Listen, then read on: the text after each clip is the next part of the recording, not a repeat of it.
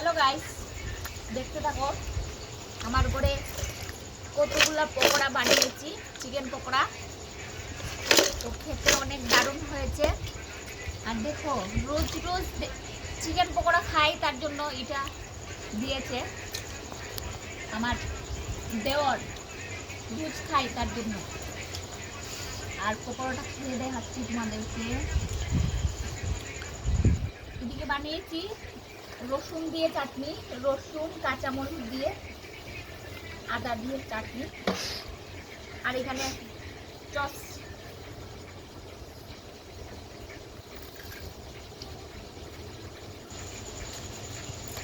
দারুন। কারা কারা খাবে চলে এসো আমার বাড়িতে। টাটা। ও কয়টা বাজে জানো নি? রাত্রে 10:30। চিকেন পকোড়া খাই। কারা কারা খাইবে আও আমাদের বাড়িতে।